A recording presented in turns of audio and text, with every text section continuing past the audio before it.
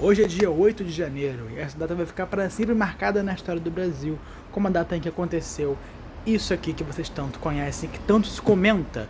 E, graças a isso, nessa data sempre vai vir o tema da discussão da democracia e da ditadura. Os petistas vão afirmar que o 8 de janeiro foi uma tentativa de golpe por parte dos bolsonaristas para tomar o poder.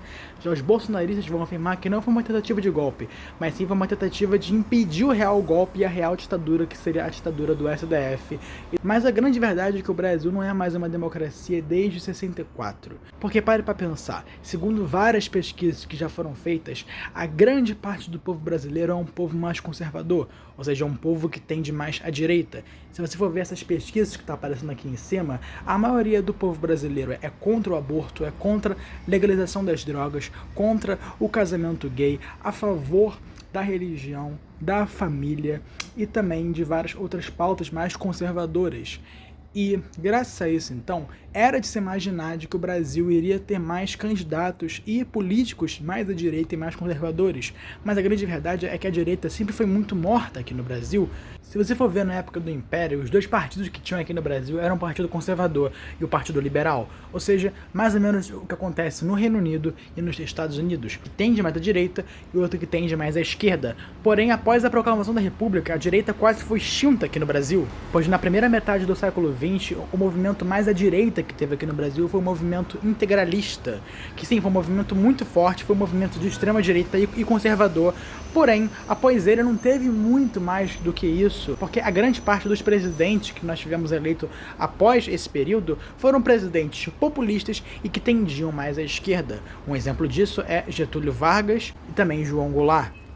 Mas após o golpe de 64, sim, os marxistas, os anarquistas, enfim, os comunistas no geral, eles foram sim muito perseguidos. Só que eles foram muito perseguidos fisicamente, porque já existia na mentalidade marxista da época os conceitos dos autores da escola de Frankfurt, do socialismo fabiano e também especialmente de Gramsci.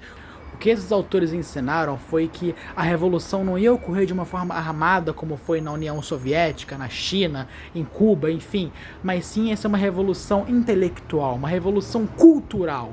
Ou seja, por mais que os marxistas tenham sido presos, perseguidos e mortos na época da ditadura militar, eles começaram a se entranhar completamente na mídia, nas universidades e na classe artística. E continua assim até hoje. Isso é uma tática, uma estratégia por parte dos marxistas ao lerem esses autores que eu citei. Então, após a ditadura militar, a direita quase foi extinta no Brasil.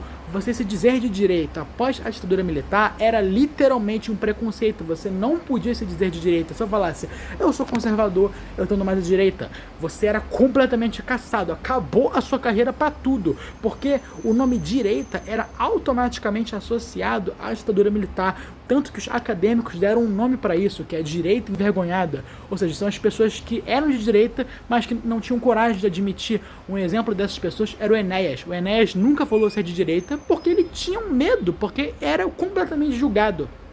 Tanto que de 2002 até 2016 nós só tivemos presidentes do PT e por décadas o PT foi o maior partido da América Latina. E mesmo o Temer, ele está muito longe de ser alguém tanto de direita quanto de esquerda, né, gente? Porque ele foi um cara escolhido pela Dilma, mas ele na verdade ele era do centrão. Então o Brasil não é mais uma democracia desde 64, porque por mais que a maioria do povo brasileiro seja conservador e seja mais de direita, nós não tivemos representação disso na política. Vamos comparar com os Estados Unidos, por exemplo, que é hoje o maior exemplo de uma democracia do mundo.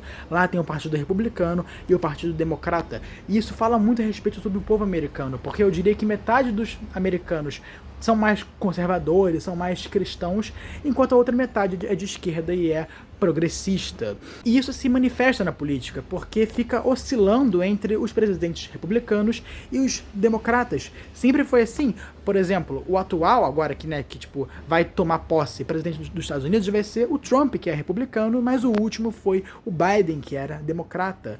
Isso não acontece aqui no Brasil. O máximo que nós chegamos perto disso foi com o Bolsonaro, porque ele é um presidente mais conservador, mais de direita e tal. Então isso deu para mostrar o que o povo pensa. Só que fora isso, não teve mais nada. A direita sempre foi muito morta aqui no Brasil. começou a crescer mais nos últimos anos, mas por muito tempo foi a esquerda que dominou completamente esse país e domina até hoje na academia, na mídia e na arte. Então essa é a grande verdade, gente. O Brasil não é uma democracia desde 64 e, pelo amor de Deus, está muito longe de ser hoje em dia. Essa é a dura verdade, a dura realidade.